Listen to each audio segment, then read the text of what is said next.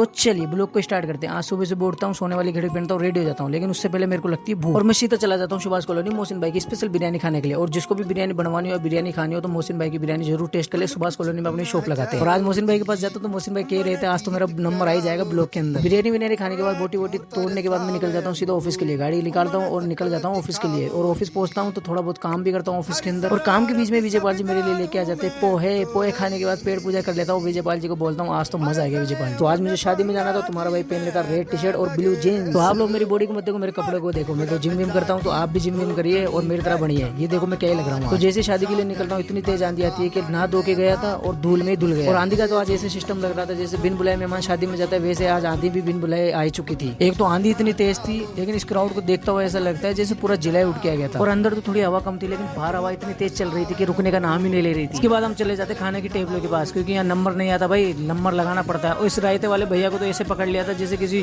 Police वाले ने किसी मुजरिम को पकड़ लिया हो। और इसी के साथ फाइनली हमारा खाने का नंबर भी आ चुका था, लेकिन आंधी इतनी तेज थी कि लोगों ने टेबल के नीचे ही पूरी प्लेटें रख दी थी। इन पत्तल दूंदों को साइड में करके फिर मैं थोड़ा कैमरे को अपने थोपड़े की तरफ घुमाता हूँ। तो मैं नहा धो के आया था, तो मेरा थोपड़ा देखो आप कैसा हो चुका था, लिपा पोती हो चुकी थी पूरे थोपड़े पे। और यहाँ पे फिर मैं वाइज की तरफ कैमरा करता हूँ, क्योंकि वो पत्तल दूंदे उठा रहा था भाई साहब। और फिर मुझे मेरा छोटा सा एक फॉलोवर मिल जाता है जिसका नाम वाइद है, मुझे बहुत सालों से ढूंढ रहा था। फिर मेरे उस फॉलोवर को मैं ऑटोग्राफ देने के बाद फिर हम पत्तल दूंदे को अच्छी तरह से पकड़ के रखते हैं ताकि उड़े ना आंधी के अंदर। आंधी इतनी तेज चल रही थी कि पत्तल दूंदे भी नहीं संभाले जा रहे थे। अगर भाई साहब इस आंधी में अगर हम पत्तल दूंदे को छोड़ देते तो आयते समेत हमारे मुंह पे आ जाता। इसके बाद हमारे लग जाती है पत्तल और हमारे राजीव भाई आते हैं, हमारे धुंधे लगा देते हैं। राजीव भाई बोलते मुझे भी ब्लॉग में ले लेना, थोड़ा फेमस कर दो भाई। तो यहाँ पे केसर बाटी और काजू कतरी के साथ हम खाने की शुरुआत कर देते, तो आप लोग भी आ जाइए और खाना खा लीजिए। तो ये फॉलोवर तो मुझे खाना भी अच्छी तरह से खिला रहा था। फिर रायते का वेट कर रहा था, रायता तो आता नहीं है, लोग आ जाते क्योंकि यहाँ जंग लड़नी पड़ती है। लाडले मिलते हैं नेक्स्ट ब्लॉग में।